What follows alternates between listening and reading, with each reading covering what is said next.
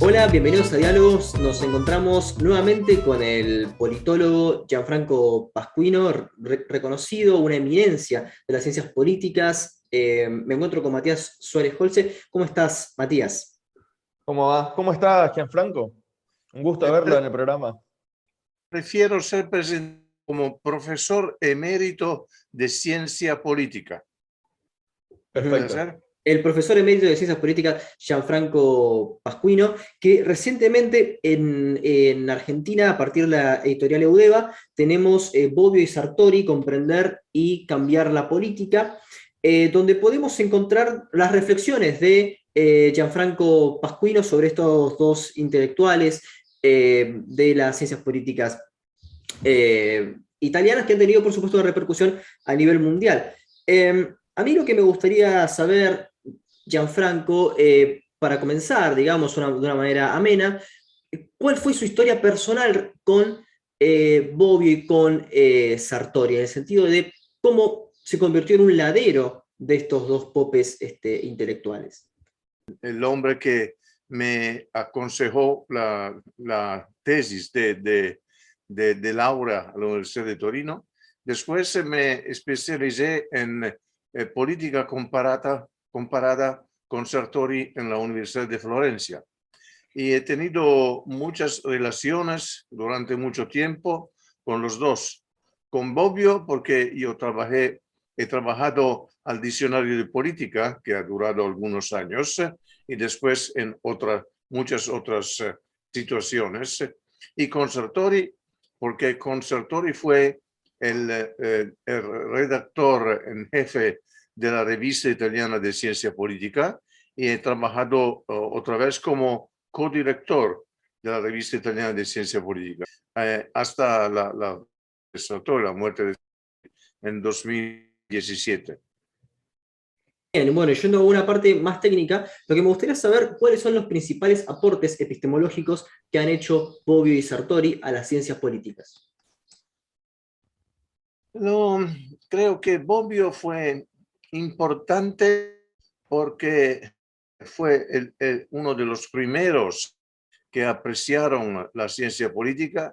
Ha escrito muchos, la clase política, ha escrito sobre los conceptos políticos, la lista de los conceptos, el contenido de los conceptos políticos y la manera de trabajar y de estudiar los clásicos del pensamiento político. Los clásicos, es decir, Hegel, Marx, Weber, Gramsci, los clásicos del pensamiento político italiano y europeo.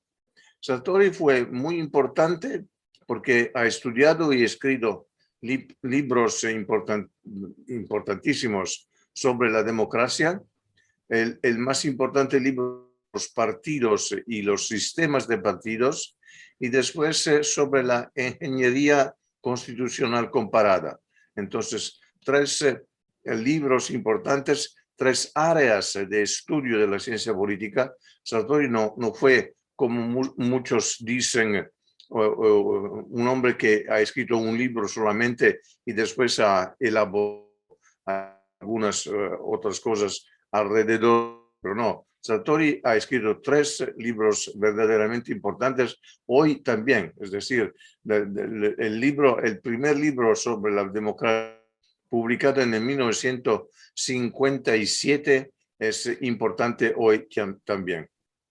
Bueno, Sí, en ese sentido, volviendo un poco a Bobbio, ¿no? Si nosotros vamos a derecha-izquierda, el clásico de Bobbio, se puede entender que izquierda y derecha se diferencian por las preocupaciones respecto a la igualdad, en el sentido de que la igualdad es un hecho social, el cual puede, como tiene causas sociales, se puede disminuir y es moralmente justo disminuirla. Dentro de la globalización, en un contexto que el libro es previo inclusive a estos fenómenos globales que vimos prácticamente de los 70-80. Gianfranco, ¿cree que esta definición de Bobbio sigue siendo operativa para diferenciar izquierda y derecha? Pero hay otros elementos que Bobbio utiliza para diferenciar izquierda y derecha. La izquierda no cree en la jerarquía y la derecha cree en la jerarquía. La izquierda quiere no solamente reducir las desigualdades, sino cambiar la estructura política que produce desigualdad. La derecha acepta la estructura política, acepta las autoridades como son. Entonces, la derecha es conservación, la derecha es conservadora y la izquierda es progresista, quiere cambiar las cosas, quiere cambiar y reducir la desigualdad. Aquí tenemos un elemento importante de diferencia o de desacuerdo entre mí y Bobbio. Yo creo que es importante crear oportunidades de igualdad, oportunidades plural. Es decir, durante la vida de los hombres y de las mujeres hay momentos en los cuales es importante producir igualdad de oportunidades, no una vez solamente, es decir, no solamente al comienzo de la vida, la escuela, cuando los hombres y las mujeres tienen que trabajar, cuando los hombres y las mujeres quieren actuar en política, tenemos que producir igualdades de oportunidad. Sí, pero en un contexto globalizado podemos encontrar el caso de Donald Trump, donde no hay justamente un respeto por el status quo, sí por la jerarquía, pero no respecto al sistema de partido.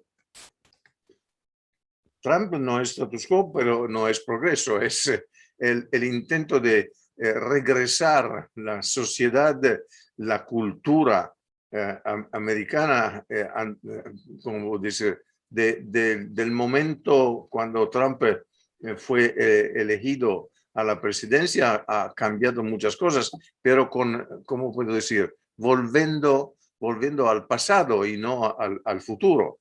Trump es un hombre no solamente como un presidente, no solamente conservador, sino reaccionario.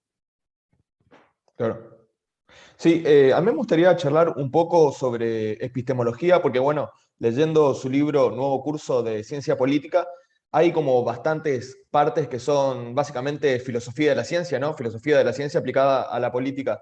Me gustaría saber cuáles son sus influencias en epistemología y filosofía de la ciencia. Por ejemplo, se nombra mucho a Otto Neurath. ¿Hay otros filósofos o epistemólogos que lo hayan influido para pensar la cientificidad de la ciencia y aplicada a la ciencia política? Creo que sí, creo que sí. Hay otros. Es lo que se llama el Círculo de Viena. Los cientistas, los verdaderos cientistas han Positivismo producido. lógico. Sí, etimología. Wittgenstein, por ejemplo, es importante. Neurath es del círculo y hay otros estudiosos que cuentan mucho. Blumenthal, por ejemplo. El más importante que no pertenece al círculo de Viena sería Berlín, Isaiah Berlin. Pero hay otros, ¿Karl creo Popper? que. ¿Cómo?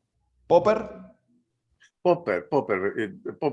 Karl Popper es probablemente el más importante de todos porque ha escrito específicamente sobre la filosofía de la ciencia, sobre la lógica del método científico y hay muchos análisis y hay otros libros sobre la naturaleza de la democracia contra el historicismo.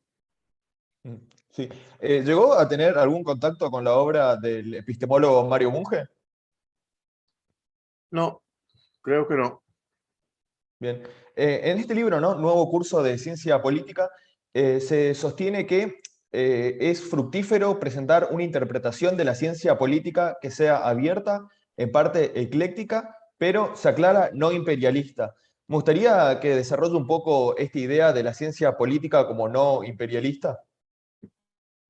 No sé, no recuerdo haber escrito una ciencia no imperialista, pero creo que la ciencia política puede producir explicaciones que pertenecen a todo a todos los fenómenos políticos. Entonces, tiene un imperio sobre los análisis de la política.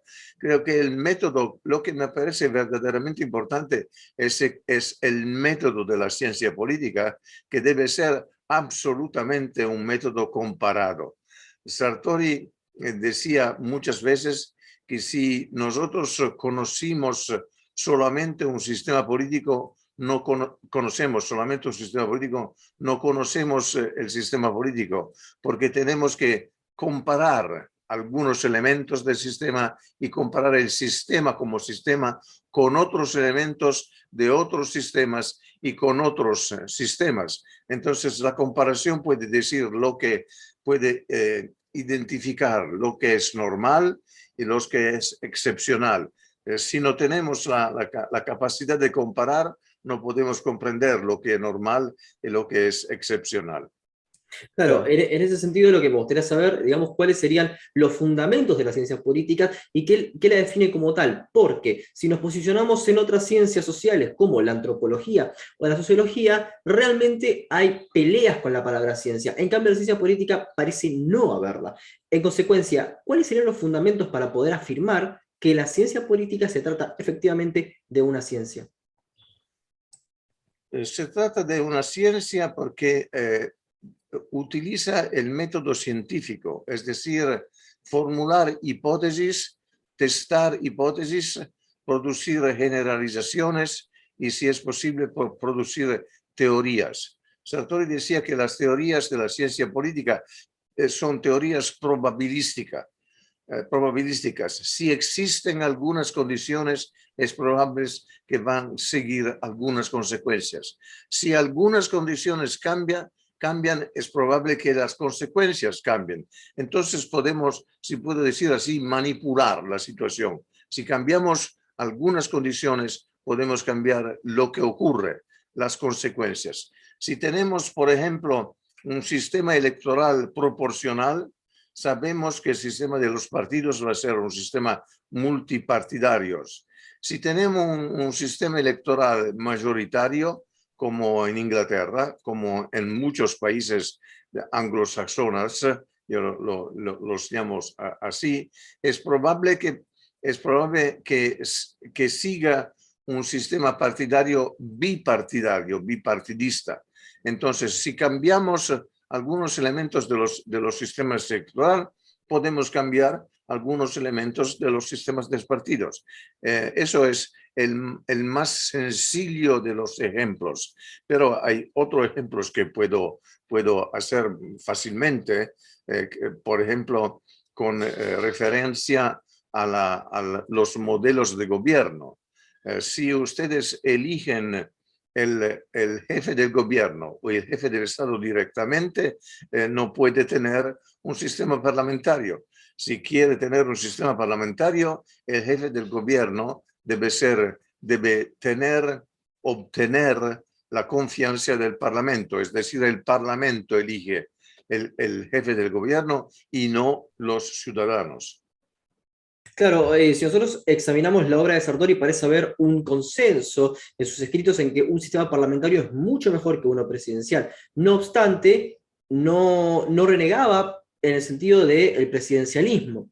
Aún así, encontramos que los sistemas presidenciales prácticamente en América Latina tienen muchísimas dificultades. ¿A qué causas se las puede atribuir? Por ejemplo, encuentra fundamentos en el neoinstitucionalismo, que, digamos, se encuentra un path dependence, un camino de dependencia, haciendo que estas instituciones no sean confiables para los individuos y no generen incentivos democráticos. Yo creo que la variable más importante es la rigidez de los sistemas presidencialistas y la flexibilidad de los sistemas parlamentarios.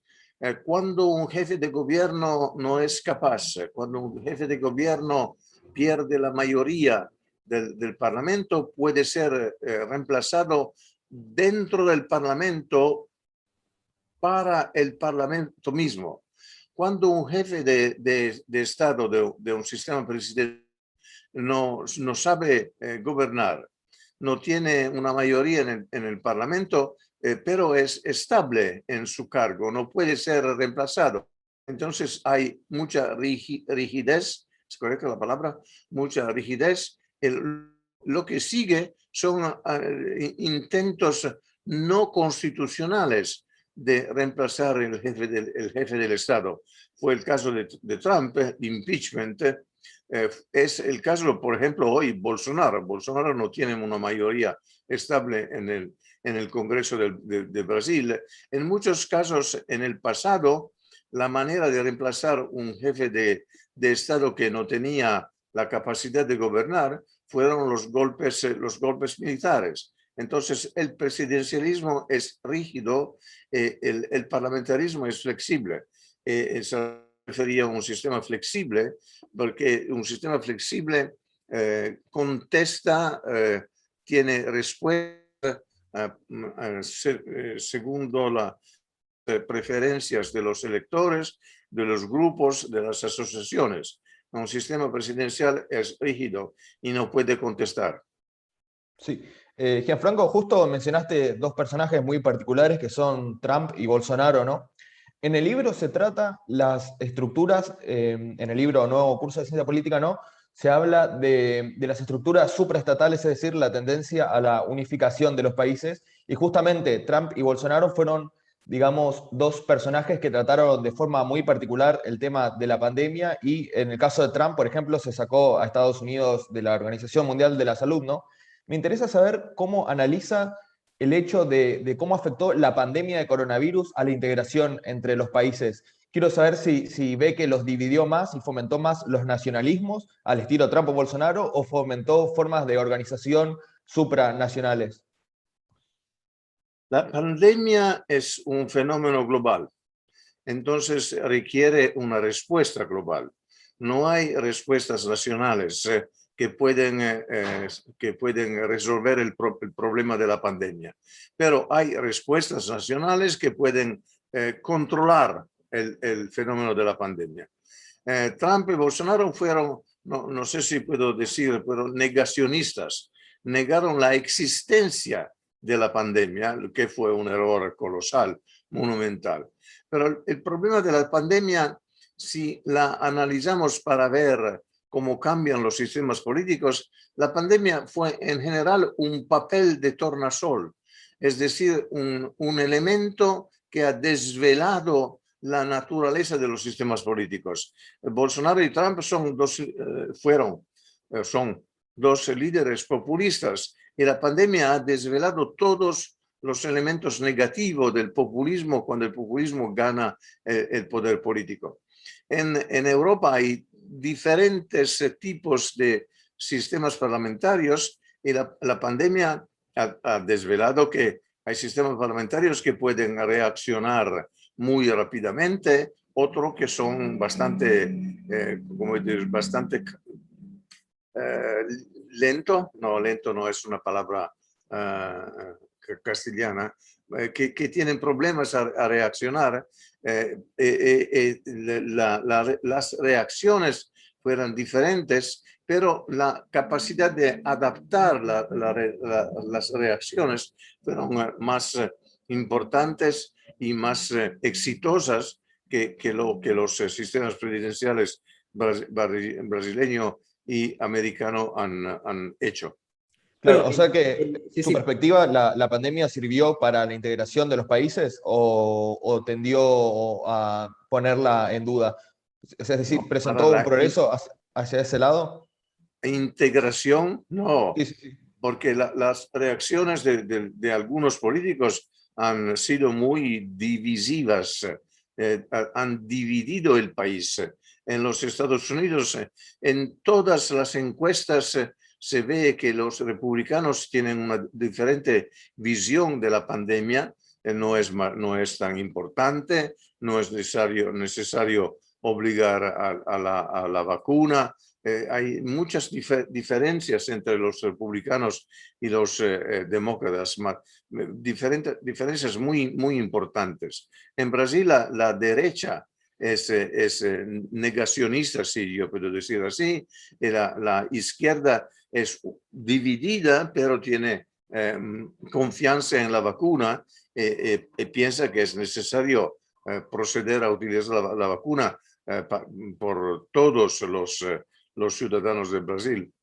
Claro. Hablamos, Usted mencionó anteriormente que, bueno, el tema de la pandemia era un problema global y que no es un problema nacional, eso estamos totalmente de acuerdo todos, pero hay otro problema que se presenta como global y que se presenta como mucho más peligroso incluso que una pandemia, que es el problema del calentamiento global, ¿no? El cambio climático. ¿Considera que el cambio climático va a tender hacia una integración entre las diferentes naciones o puede provocar lo mismo que, que provocó la pandemia, una segregación, una división? ¿Cómo ve ese panorama tan complicado? La pandemia puede ser controlada al interior de algunos países, no derrotada completamente, sino controlada. El cambio climático no puede ser controlado para ningún país. Necesita una respuesta global. Y la respuesta no puede que ser una organización global que decisiones que todos los países aplican, que aceptan y aplican. Entonces es muy complicado, pero Europa intenta su solución del problema. Los Estados Unidos han esquinado un compromiso con otros países. El problema son dos grandes países, es decir, China y India, que no quieren aceptar todas las obligaciones porque piensan que las obligaciones tienen una consecuencia negativa sobre el desarrollo económico.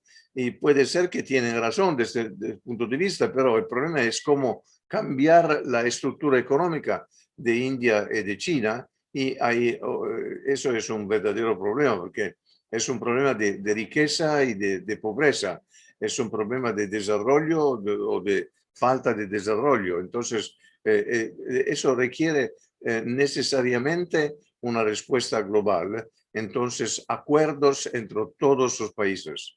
Puede bueno, ser uno de los desafíos más importantes, ¿no? De la ciencia política ahora, lograr que encaminarse a la cooperación internacional frente a problemas tan importantes, ¿no? Sí, es verdad. Sabemos que las Naciones Unidas tienen algunos elementos para producir políticas compartidas, pero no es bastante. No hay una solución, no es que la ciencia política puede producir una solución. La ciencia política puede decir que cuando hay problemas globales es necesario un acuerdo global, pero si los países y los líderes no quieren producir un acuerdo global, no es un problema de la ciencia política, es un problema de la política y de los políticos y de los ciudadanos también, porque los ciudadanos votan a los políticos. bueno, justamente hablando de votaciones y promesas, Bobbio y Sartori marcan que hay, para volver a estos autores, promesas de la democracia que no se han podido cumplir. Es muy claro esto si lo encontramos en un discurso antidemocrático en contra de la democracia como concepto, como que favorecería a unos pocos, en Orbán, lo encontramos en Marine Le Pen, lo encontramos en Donald Trump, lo encontramos en Bolsonaro y recientemente en Javier Milei en Argentina, en el sentido de la democracia representativa. Volviendo, porque parece que hace falta repasar estos conceptos para que el debate público sea más rico, ¿cómo entendían Bobbio y Sartori la democracia y cómo puede hacerse operativo este concepto? No, la democracia es lo que la historia del pensamiento político ha definido como democracia. Entonces, como la etimología dice que es la democracia. Es decir, democracia es poder del pueblo. Pero sabemos que el pueblo no existe. Existen ciudadanos, existen grupos, existen asociaciones, existen familias. Entonces, democracia es el poder de los ciudadanos que pueden crear grupos y asociaciones. Robert Dahl intentó definir la democracia como poliarquía, es decir, como competición entre muchos grupos y no solamente los ciudadanos aislados. ¿Okay? Entonces, democracia debe ser poder del pueblo, no puede ser poder de un líder, debe ser poder del pueblo que agrega y desagrega, que produce organizaciones.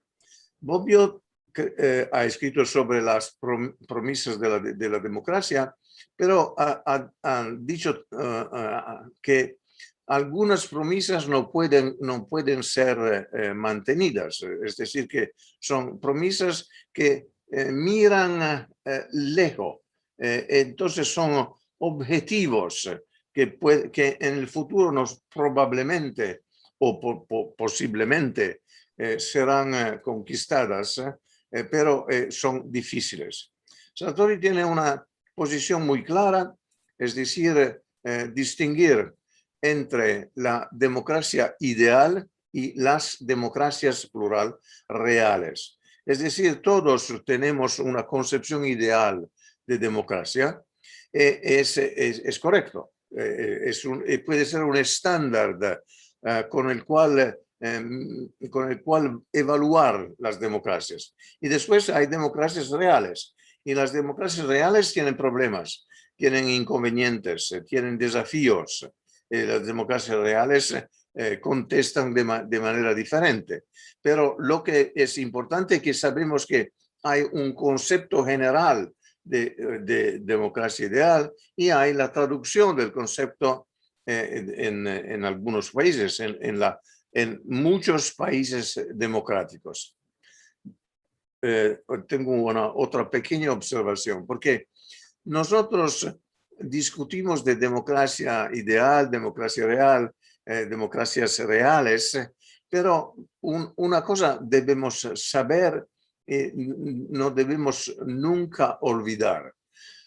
Por ejemplo, los afganos saben perfectamente la diferencia entre una democracia y una no democracia.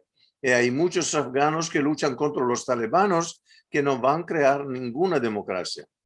En Myanmar, los opositores de los militares saben lo que es una democracia. Los chinos que luchan contra el Partido Comunista de China saben lo que quieren. Es decir, que la democracia es un objetivo importante que significa ante todos libertad y después la posibilidad de traducir la libertad en acciones, en actividades, en una manera de vivir su propia vida. Justamente hablando de libertad, Bobbio se definía como un liberal de izquierda, un concepto que acá en Argentina se está haciendo muy conocido por Juan José Sebrelli. No obstante, a mí me parece que es un concepto que operativamente dice poco. Gianfranco, vos conocés muy bien la obra de Bobbio. ¿Cómo se podría operacionalizar el concepto de liberalismo de izquierda en la obra de Bobbio? Y me gustaría saber también si te identificás con ese concepto. Primero, sabemos que en todo el mundo los ciudadanos y las ciudadanas saben perfectamente lo que es izquierda y lo que es derecha. Si creen ser de izquierda, votan a los partidos que dicen ser izquierda. Y si creen ser conservadores o derecha, votan a los partidos que dicen que son conservadores o derecha, primero. Segundo, los partidos saben también ser de izquierda o derecha porque en los parlamentos europeos los partidos de izquierda se sientan a la izquierda del presidente del parlamento y los partidos de derecha se sientan a la derecha del presidente del parlamento. Y después hay políticas. No es verdad que si hay un problema de seguridad, el problema elimina la distinción entre izquierda y derecha. El problema existe y la izquierda tiene algunas soluciones y la derecha tiene soluciones que son bastante diferentes.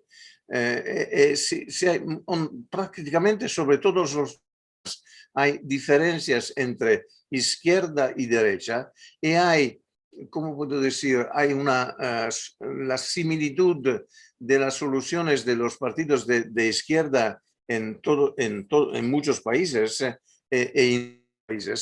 los partidos de derecha tienen soluciones que son muy similares. Entonces, la diferencia existe.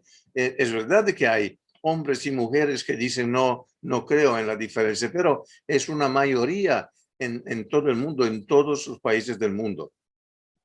Minoría. Volviendo, pero entonces, el liberalismo de izquierda para Bobbio es cambio, es progreso, es crear ocasiones de libertad, es crear oportunidades, es ampliar la posibilidad de los hombres y de las mujeres de vivir su vida. O sea, sería intervención estatal, por ejemplo, en fallas de mercado, pero que el mercado también haga lo suyo. ¿Cómo se podría ver? ¿No? Si el mercado produce diferencias que no pueden ser justificadas, el Estado debe intervenir. La derecha no utiliza el Estado por intervenir en el mercado. La izquierda cree que es necesario utilizar el Estado. Si el mercado no produce medicinas, el Estado va a producir medicinas. Si el mercado no sabe cómo controlar el cambio climático, el Estado debe intervenir para controlar el cambio climático. Todo eso es izquierda y derecha. Sí. ¿Considera que en la actualidad está habiendo un resurgir, una moda, un auge del liberalismo, pero de derecha? Es decir, por ejemplo, los seguidores de la Escuela Austriaca de Economía. ¿Considera o analiza que están, digamos, aumentando estos grupos o son una minoría ruidosa? En italiano hay una diferencia clara entre el liberalismo, que es algo de político institucional, y voy a explicar qué, y liberismo, que es algo que pertenece al mercado. ¿Okay? Liberismo creo que se puede traducir como laissez-faire. Liberismo y neoliberismo, los neoconservadores de los Estados Unidos estaban liberados. Milton Friedman, Ronald Reagan, George Bush. ¿Okay? Entonces, primer elemento, que debemos distinguir entre lo que pertenece al mercado y lo que pertenece a la vida organizada. ¿Okay? El liberalismo es otra cosa. Liberalismo el Sartori tiene muchas páginas muy importantes, memorables sobre el liberalismo. Liberalismo es, primero, respetar, proteger y promover los derechos. No hay liberalismo si los hombres y las mujeres no tienen derechos civiles y derechos políticos. Y si ustedes son demócratas, probablemente es necesario añadir los derechos sociales, derecho a la salud, por ejemplo, derecho a un trabajo, derecho a una educación que sirva para obtener un trabajo, para mejorar. ¿Okay? Entonces, el liberalismo son los derechos y la protección y promoción de los derechos. Pero el liberalismo político es más que los derechos. También, Sartori utiliza la palabra constitucionalismo. Entonces, existe un Estado liberal cuando hay la separación de los poderes, cuando hay frenos y contrapesos, y cuando hay accountability, responsabilidad, responsabilización. Los tres elementos son verdaderamente importantes. Eso es el Estado liberal en su integridad, yo diría así. Eso es lo que me parece muy importante. Y si analicemos las democracias, no existen democracias iliberales. Si son liberales, no son democracias. Eso debemos decir muy claramente a Orbán, el primer ministro de Hungría, a todos los otros que dicen que los derechos no son verdaderamente importantes. Lo que cuenta es votar. Si ustedes no tienen los derechos, no puede votar de manera libre. Entonces, no, es una democracia. Claro. Justamente hablando de esto, ¿no? En su libro, el nuevo curso de Ciencia Política, se sostiene que cierto nivel de comodidad de vida, es decir, cierta estabilidad económica da más garantías para la participación política, ¿no? ¿Cómo ve la propuesta de una renta básica universal en la política del futuro? ¿Cree que garantizaría una mayor democratización? Soy soy muy favorable a una renta básica universal, muy favorable. Existe en casi todos los países europeos, especialmente en los países del norte de Europa, existe una renta básica universal. En Italia se llama renta de ciudadanía, reddito di cittadinanza. Es importante, es útil, pero debe ser reformado, puede ser muy mejorado. Si los hombres y las mujeres utilizan todo su tiempo por buscar trabajo, por intentar sobrevivir, no pueden dedicar tiempo a la política. Entonces hay una desigualdad inevitable. Si los que tienen mucho dinero, muchos recursos, utilizan los recursos para elegir hombres y mujeres que representan sus intereses, no tenemos una democracia viable. Entonces debemos controlar no los ricos, pero la manera con la cual los ricos utilizan su dinero en política. Eso es muy importante. Yo puedo aceptar que hay hombres verdaderamente, hombres en general, pocas mujeres, verdaderamente ricos, si no utilizan la riqueza para manipular el poder político. Eso es otro elemento del liberalismo, la separación entre el poder económico y el poder político. Si el poder económico conquista el poder político, no hay democracia. Puedo añadir que si el poder religioso conquista el poder político, no hay democracia, como los talibanos demuestran de manera, como diré, absoluta. Claro, No y los obstante, evangélicos en menor medida en Brasil, ¿no? No he comprendido. Como en menor medida los evangélicos en el Brasil con Bolsonaro, ¿no? Sí, cierto, los evangélicos también en los Estados Unidos, y como los mulá en Irán, es la misma cosa. Los fundamentalistas que intentan guiar el poder político utilizando palabras religiosas no pueden producir ninguna democracia. Eso es el aporte fundamental de Maquiavelo a la ciencia política y a la política. Separar la religión de la política. No obstante, la renta básica fue una medida que implementó el movimiento 5 Estrellas, un movimiento claramente populista. ¿Cómo verías ahí vos? Es claramente una parte de la política italiana en la que rechazás. ¿Cómo ves entonces esa interacción entre una medida favorable pero hecha por un movimiento populista? Bueno, yo soy capaz de distinguir entre un movimiento y lo que hace el movimiento. El movimiento puede ser populista, pero si las medidas no son populistas, sino son democráticas y económicamente útiles, yo acepto las medidas, critico la manera con la cual han sido formuladas y podemos producir muchos cambios positivos. Pero eso fue, creo, uno de los aportes importantes del movimiento 5 Estrellas. Creo que fue muy bien. Y una de las cosas en las que coinciden Bobbio y Sartori es en la de ser totalmente operativo respecto a los conceptos, es decir, que puedan llevarse a la práctica, que puedan verse empíricamente. La metafísica, menos en Homo Videns, que es otro tema de discusión y que es muy criticado, no entra en este lugar. No, la metafísica es otra cosa. Bobbio es un filósofo político, Sartori es un cientista político, no son metafísicos.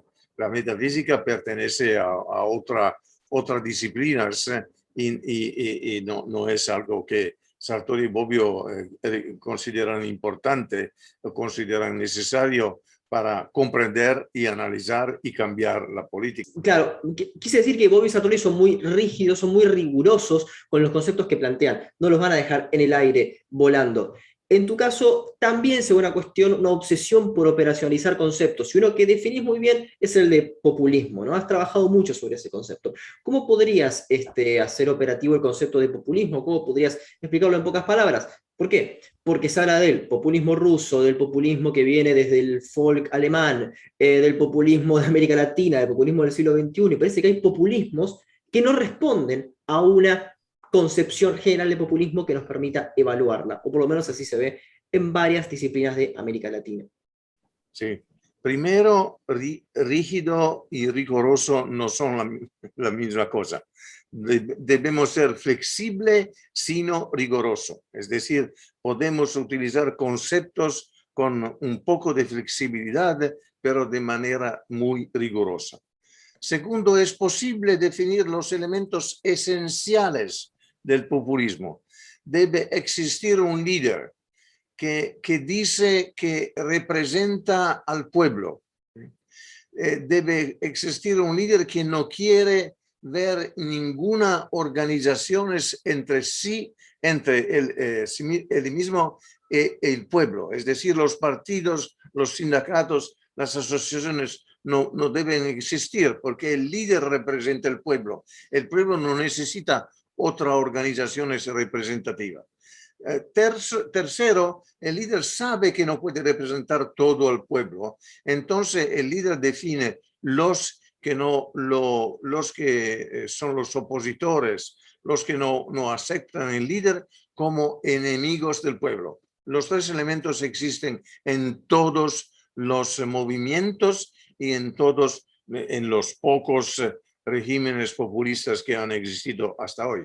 Eso es verdad. En el populismo ruso el líder existía, los organizadores populistas decían que el pueblo bueno debía conquistar el poder político. La misma cosa, la reacción contra las autoridades oficiales en el populismo americano de los Estados Unidos. Y creo que podemos interpretar todo eso en América Latina, de Haya de la Torre hasta Perón. El líder y el pueblo, no las organizaciones intermedias, y los que no aceptan líder son los enemigos del pueblo. Claro, y bueno, en ese sentido hubo un gran debate respecto a operacionalizar y justamente a ser muy riguroso respecto a la teoría del Estado en Marx. Bobbio lucha contra todo el Partido Comunista y bueno, fue muy álgido y creo que es un debate muy interesante aún en la ciencia política y en la filosofía política en general. ¿Cómo podrías resumir la conclusión de ese debate y qué es lo que nos ha dejado? Los comunistas tienen las aspiraciones a controlar totalmente un sistema político. Entonces no pueden ser aceptados para Bobbio. Los comunistas son los enemigos de la democracia, escribe Sartori, y tiene razón. En todos los países en los cuales los comunistas han ganado el poder político, la democracia no ha existido.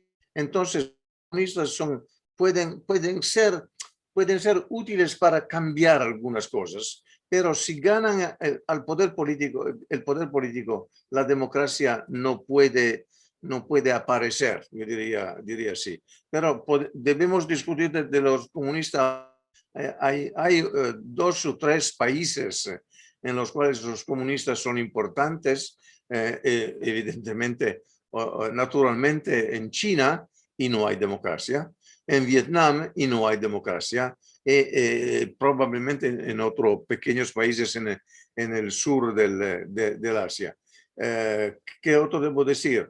Que no es verdad que solamente los comunistas son enemigos de la democracia, porque la derecha italiana, por ejemplo, los fascistas fueron enemigos de la democracia, los franquistas en España, los nazistas en Alemania y los salazaristas en Portugal. Hay regímenes autoritarios cuando hay un partido o un líder que controla todo lo que ocurre en el régimen.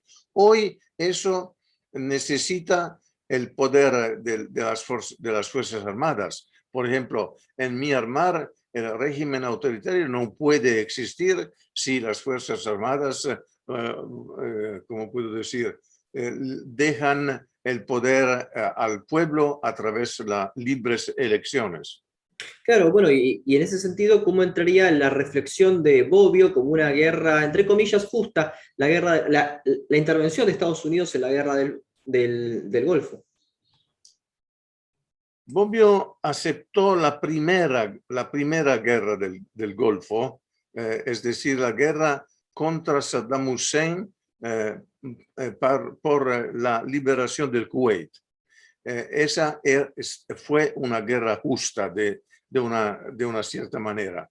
No aceptó la segunda intervención porque no existían bastante evidencia, bastante pruebas de la existencia de las armas de destrucción de masa. Entonces no fue una guerra justa. Pero en todos los casos es necesario analizar la situación y ver si existen los elementos de guerra justa o no. La segunda guerra del Golfo contra Saddam no fue una guerra justa. Sí, a mí me gustaría volver un poco a lo que es la ciencia política y me gusta mucho de su pluma Gianfranco, que es muy riguroso y se propone, ¿no?, hacer a la ciencia política una ciencia fuerte, una ciencia rigurosa, una ciencia, no voy a decir exacta, pero sí una ciencia en sí, ¿no? Me gustaría que comente cuáles considera que son los últimos principales aportes, es decir, los aportes recientes más importantes hacia la cientificidad de la ciencia política. Por ejemplo, en economía, recientemente, con los Nobels Kremer y Duflo, se empezó a fomentar una llamada revolución de la credibilidad y el uso de herramientas, por ejemplo, estudios de cohortes randomizados, es decir, herramientas rigurosas para la economía. Y me gustaría saber, en el caso de la ciencia política, si hay aportes recientes que la dirijan hacia una mayor exactitud, un mayor rigor. El aporte más importante reciente es el aporte de algunos cientistas políticos de los Estados Unidos sobre la necesidad que la política sea pluralista. Es decir, el pluralismo que conocemos, porque es el pluralismo de Locke, de Hobbes, podemos decir, es el pluralismo de Tocqueville también, pero el pluralismo es el elemento más importante en el funcionamiento de los sistemas políticos, en el cambio de los sistemas políticos, en la posibilidad por los hombres y las mujeres de obtener, ganar, utilizar el poder político. Otros aportes son aportes, puedo decir, precisos, ¿no? Son aportes específicos sobre el funcionamiento de los sistemas políticos. No hay un verdadero elemento nuevo. Lo que los economistas descubren es algo que existía en el pasado también, ¿no? Lo que sabemos en la ciencia política y es que la política es algo que hombres y mujeres hacen. Entonces, lo que los cientistas políticos deben estudiar y cómo los hombres y las mujeres actúan para traducir sus preferencias, sus necesidades, sus ideales en actividades, en políticas públicas. Creo que eso sea ¿cómo puedo decir?, el más importante aporte de la ciencia política contemporánea. Sí, En el y para libro, una persona, para una persona digamos, curiosa, culta, que le guste leer, pero que no sea un experto en ciencia política, pero sin embargo quiere estar actualizado en los aportes, en las nuevas investigaciones sobre ciencia política, ¿qué autores divulgadores o accesibles al Lego recomendaría leer? Puede ser, bueno, Bobby Sartori sin duda, pero algo más contemporáneo, algo más moderno, digamos. Pascuino puede ser. Pascuino. Sí, Pascuino puede ser leído, creo que ha escrito algo bastante interesante de una manera no especialística, pero en América Latina probablemente el mejor, algo que puede ser leído con mucho interés y fácilmente son las obras de Juan Linz, el politólogo español, que fue verdaderamente un grande intérprete de los regímenes autoritarios y también del presidencialismo. Entonces, yo sugería Linz. En los Estados Unidos, probablemente creo que sea útil leer lo que los latinos americanos han criticado mucho. Es decir, Huntington, El choque de civilización, es un libro que puede ser leído fácilmente. Huntington no es el teórico del choque, es el intérprete de la posibilidad que exista un choque de civilizaciones. Y otro autor que puede ser leído es Fukuyama. Los libros más recientes sobre la confianza, trust, sobre la identidad, son libros importantes y que pueden ser leídos. Fukuyama nunca ha dicho que la historia es terminada. Ha escrito que la historia del enfrentamiento entre las democracias liberales occidentales y los regímenes comunistas terminó en 1989, no la historia en absoluto. Aquella historia. ¿Okay? Eso, hay un grande cientista político, pero el cientista político no mucho teórico, no muy teórico, sino muy verdaderamente empírico, que puede ser leído, es Sidney Verba. Verba ha escrito muchas cosas con otros autores y muy importantes sobre la política de los Estados Unidos. Bueno, excelentes recomendaciones. Para ir cerrando, hay una cosa que me preocupa, digamos, que es que Bobbio, como lo definís casi, es casi un inflexible custodio de la Constitución tal cual como es que lo definís en Tratue Republique, que decís que tiene básicamente un patriotismo constitucional. Vos parece que no coincidís con Bobbio ahí, entonces para vos la Constitución debe ser sometida a cambios y de ser así, ¿cada cuánto tiempo? Nunca es un problema de tiempo, es un problema del funcionamiento del régimen, de las reglas, de los procedimientos, de los actores políticos. Una constitución escrita para los partidos funciona no bastante bien cuando los partidos no existen más, que es el caso de Italia. Los problemas no son los problemas constitucionales, son problemas políticos, los problemas de los partidos. Pero las constituciones que consideramos importantes y que consideramos, como puedo decir, bien escrita, han durado mucho tiempo. La Constitución de los Estados Unidos, pero hay algunas enmiendas a la Constitución que son importantes. La Constitución de Alemania. La Constitución de Alemania, escrita y aprobada en 1949, ha sido tan buena que ¿cómo puedo decir? Ha funcionado cuando la reunificación de Alemania tuvo lugar. Entonces, sin cambios importantes. La Constitución italiana funciona, yo diría, bastante bien. Son los políticos y los partidos que no funcionan bien. Pero las reglas, los artículos de la Constitución son muy buenos, son actuales, tienen ¿cómo decir? Un largo plazo de actuación. Puedo concluir con una observación sobre la Constitución inglesa, que como ustedes saben no existen. Inglaterra, Gran Bretaña no tiene una Constitución escrita. Podemos decir que es la mejor Constitución del mundo, porque es el producto de la tradición. Lo que hemos hecho en el pasado podemos continuar haciéndolo si no hay razones importantes para cambiar. Es el producto de las sentencias, si puedo decir así, de los jueces ingleses que dicen lo que se puede hacer y lo que no se debe hacer. Es el producto del Parlamento. Las leyes del Parlamento definen y redefinen la Constitución inglesa. Eso es el máximo de adaptabilidad, el máximo de flexibilidad, pero no podemos importar la Constitución inglesa. Claro. Podemos exportar la democracia, pero no con la Constitución inglesa. El tema es que eso casi como que le da la razón, lastimosamente, a Friedrich Hayek, ¿no? En el sentido de la costumbre y el orden espontáneo, por lo menos en Inglaterra, ¿o no?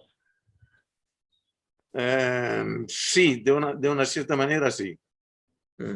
Bueno, y para ir cerrando, en tu libro se nota un enorme pesimismo, no sobre la ciencia política, sino sobre la ciencia política italiana.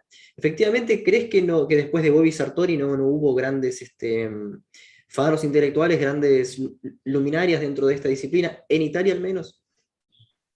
Hay algunos profesores de ciencia política en Italia que hacen buenas pesquisas, que escriben buenos libros. Mi pesimismo es que no hacen lo que Sartori quería hacer y ha intentado hacer. Es decir, utilizar la ciencia política para mejorar el funcionamiento de los sistemas políticos. Los libros que no tienen una perspectiva de cambio no me, no me satisfechan, no me parecen bastante buenos. Entonces encontramos una ciencia política normativa casi, o sea, tiene que ser normativa. Pero no es normativa, es teórico-empírica. Si sabemos que eso produce consecuencias, debemos decidir si las consecuencias son positivas o negativas, y si son positivas, debemos explicar cómo producir las consecuencias. Entonces, tiene lo que Sartori llamaba un intento aplicativo. No es inmediatamente aplicable, pero puede ser aplicable si conocemos las condiciones y si queremos algunas consecuencias. Bueno, Gianfranco, creo que podemos ir cerrando. Matías, no sé si tenés alguna otra consulta. No, la verdad que quería felicitar a Gianfranco por su español, habla español mejor que nosotros. Quiero saber, ¿cuántos idiomas habla Gianfranco? No he comprendido. ¿Cuántos idiomas habla? No, ¿cuántos idiomas? Hablo italiano bastante bien. Hablo inglés porque enseño a la Universidad Americana que es en Bologna, la Johns Hopkins, Escuela de Estudios Internacionales Avanzados. Hablo francés porque yo he estudiado en Torino. Torino, el francés era un idioma muy frecuente. Puedo leer portugués, pero eso es todo. Entonces, italiano, inglés, francés, español, pero portugués no puedo hablarlo porque es demasiado similar al español, entonces hago muchos errores. Bueno, le quería felicitar por su español, la verdad que muy bien. Muy amable, usted es muy amable, pero yo ¿cómo puedo decir?